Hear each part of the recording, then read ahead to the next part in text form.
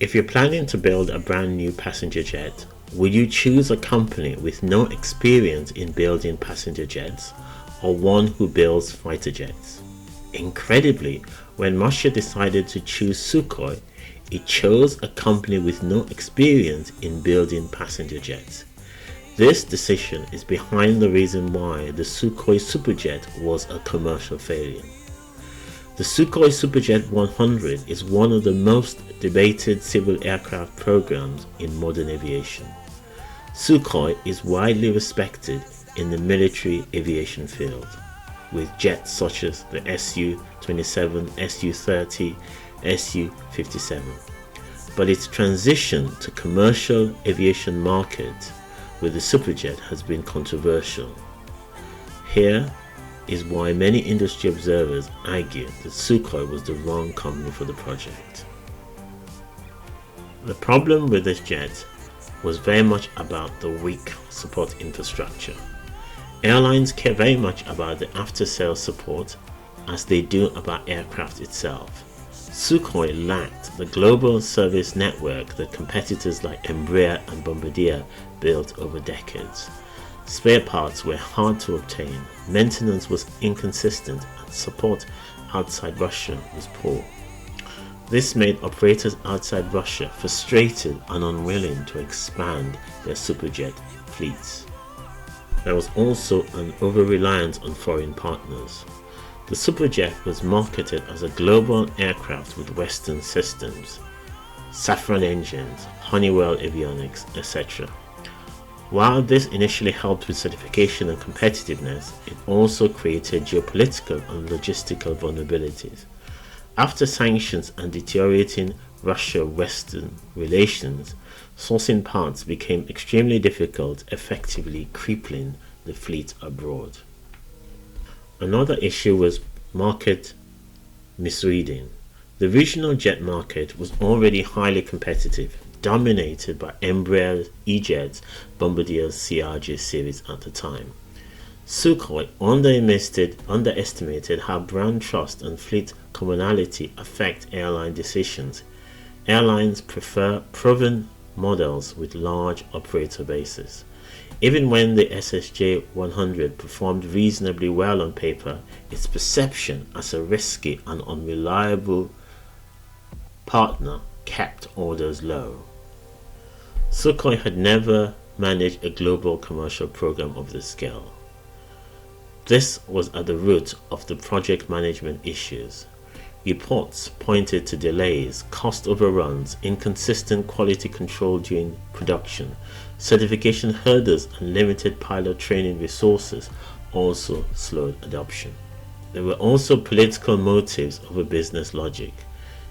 The Sukhoi Superjet was partly a prestige project. Russia wanted to show it could re-enter the civilian aircraft market. This led to decisions that were more about national pride than market realities.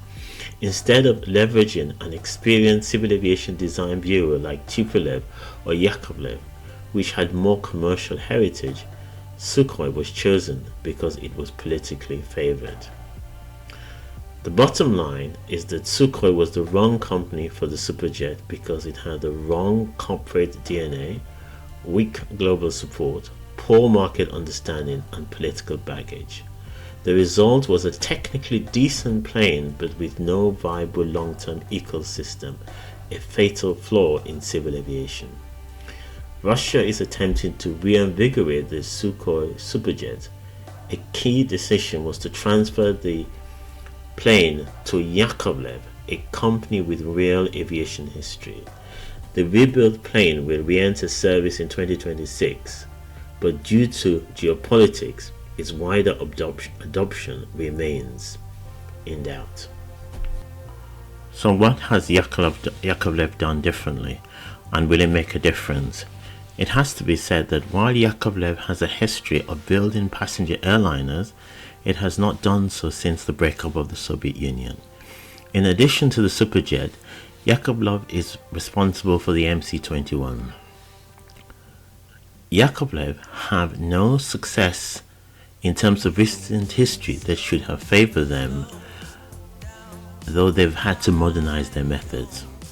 I'm not saying that Yakovlev cannot succeed, but it does not seem to me to be the most natural choice. Just like Sukhoi Superjet, we will only know and get to judge this plane when it enters into service and we see whether the problems encountered by the Superjet are repeated. Yakovlev have one advantage in that this plane will initially only be in service in Russia and therefore not a stretch if it had started globally. That said, Russia is a big country, so it will be a severe test. I myself think that the project of both the MC-21 and the SJ-100 should have been under the Aviation Design Bureau. After all, Aviation has modernized jets in operation such as the Aviation 96-300, which is also used as the presidential jet but also the special government service. The Superjet has been rebuilt with every system Russian made, thus not reliant on any third-party country or company. With a base price of about $35 million, carrying 87 passengers and a range of about 1,645 nautical miles, it has some attraction. With modern PD-8 engine, it is reported to have 3% lower fuel consumption compared to the existing SAM engine for the Sukhoi Superjet. But as the Sukhoi Superjet experience has shown, as good as the plane may turn out to be, it would be nothing if the after-sales service proves to be crap.